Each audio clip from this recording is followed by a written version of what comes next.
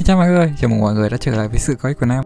Hiện tại thì chắc mọi người cũng đang giãn cách hết rồi, thế nên cũng không thể nào đặt bánh sinh nhật ngoài hàng nữa. Thế nên hôm nay thì mình sẽ chỉ cho mọi người một cái bánh không cần lò nướng, không cần mấy hành trứng.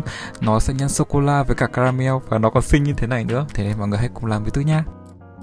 Bước đầu tiên thì chúng ta sẽ cần chuẩn bị phần cốt bánh trước nha. Đầu tiên thì trong một cái bát chúng ta sẽ cho đường với cả lòng đỏ trứng vô.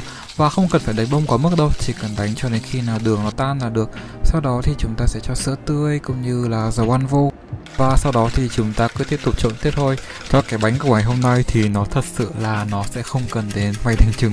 Như kiểu cái bánh Oreo lần trước ấy, mình cứ suốt ngày bị mọi người trêu hoặc chỉ trích là kiểu cái bánh này xong cuối cùng mình vẫn dùng máy đánh trứng để mà đánh kem ấy. Hôm nay thì tôi quyết tâm là tôi sẽ đánh tay ngay từ đầu luôn, đánh cả kem luôn, đánh cả bánh luôn. Bước tiếp theo thì chúng ta sẽ cần chuẩn bị một chút lòng trắng trứng và một cái tay thật khỏe khoắn để mà có thể đánh bốc phần lòng trắng trứng này bằng tay nha.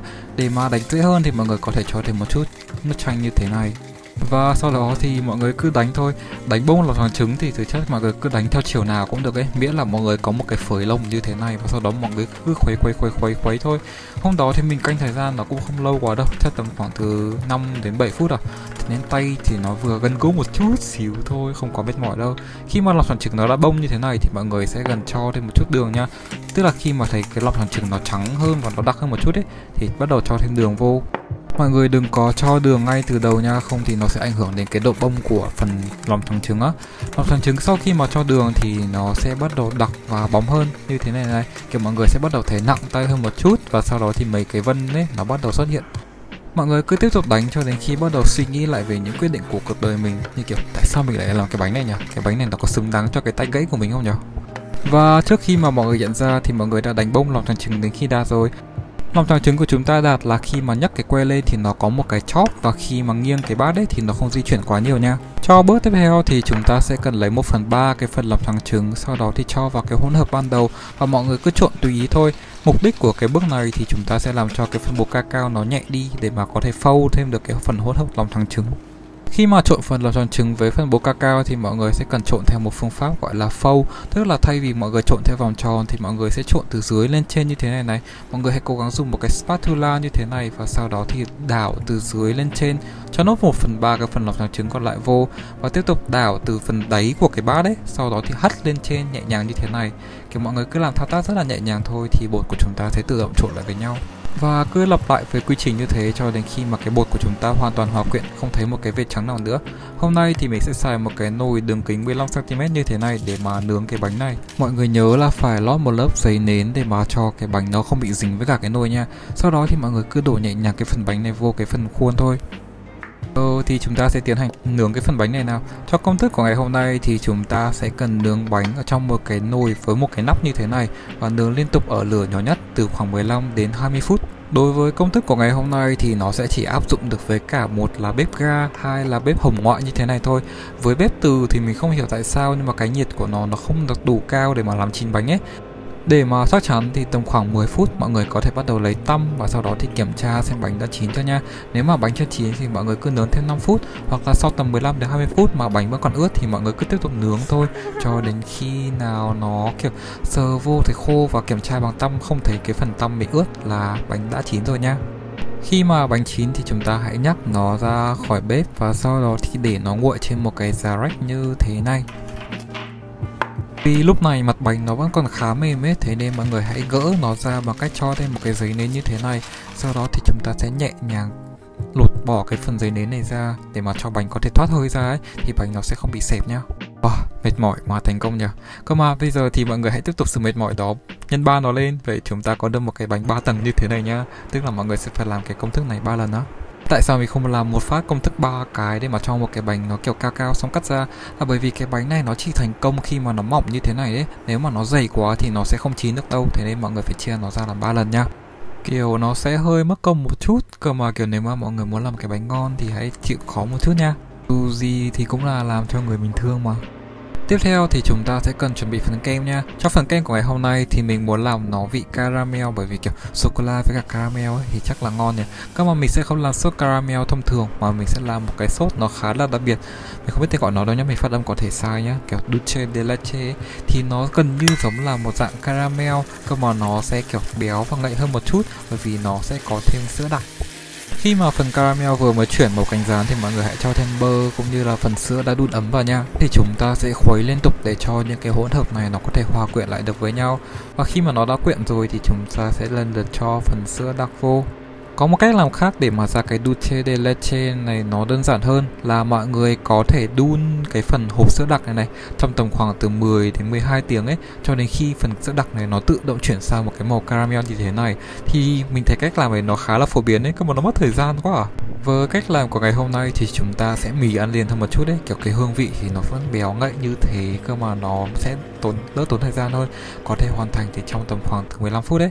Sau khi phần caramel của chúng ta đã hoàn thành thì mọi người hãy để trong tủ lạnh nha, cho đến khi nó đặc sệt lại như thế này này.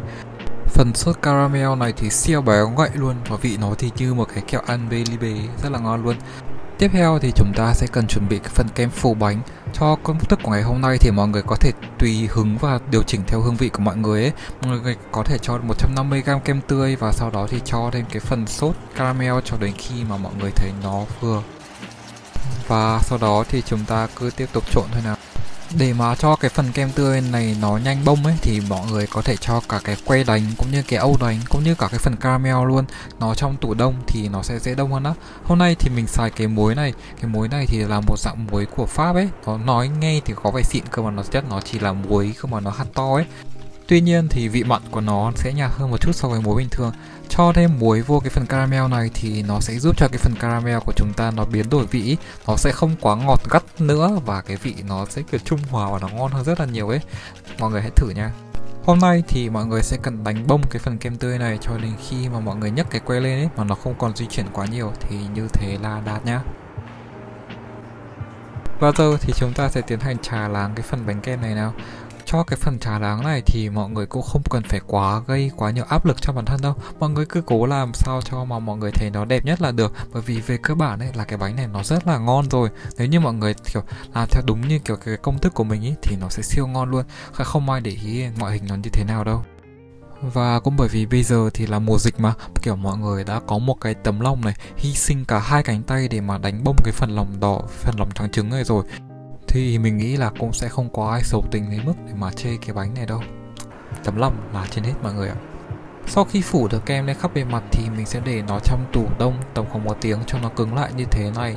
Và sau đó thì mình sẽ phủ thêm một lớp kem mỏng nữa ở bên ngoài để mà có thể che hết được những cái phần mà nó còn đang bị lộ ra ấy.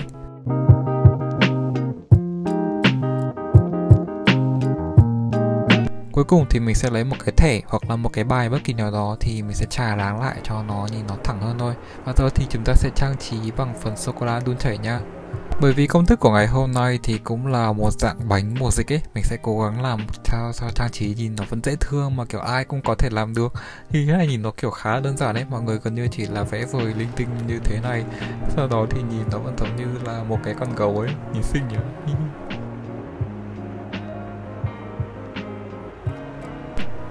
Để mà cho mọi người dễ nhận ra nó là một con gấu hơn thì mình sẽ vẽ hai cái vòng tròn tượng trưng cho hai cái tai.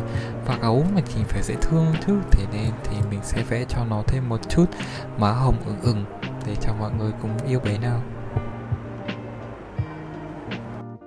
Với phần sô-cô-la còn thừa thì mọi người có thể kiểu gắn lên luôn bánh ấy, bởi vì cái bánh thì dù gì cũng là sô-cô-la với cả caramel mà, thế nên vị nó sẽ hợp nhau quá. Và tên đây là bánh của chúng ta ngày hôm nay. Kiểu ngoại hình nó thì vô cùng đơn giản luôn, kiểu ai cũng có thể vẽ được ấy, thế nên mong là mọi người hãy thử nó nha. Còn hương vị của nó thì rất là tuyệt vời luôn ấy. Trời ơi, cái bánh này sau một ngày thì cái phần caramel ấy nó sẽ ngấm vô cái phần bánh sô-cô-la, mà bản thân cái bánh sô-cô-la thì nó cũng hơi đắng đắng một chút ấy, thế nên nó trung hòa với cả cái vị caramel khủng khiếp luôn ấy ạ. Thế nên cho cái bánh của ngày hôm nay thì mọi người hãy chờ nó lạnh ít nhất tầm khoảng 3 đến 4 tiếng nha. Cho cái phần caramel nó có thể ngấm ra được cái bánh thì cái bánh nó sẽ càng ngày càng mềm hơn và ngon hơn đó. Và khi mà cái phần kem này nó lạnh nữa thì cái phần caramel nó sẽ không bị quá ngọt ấy.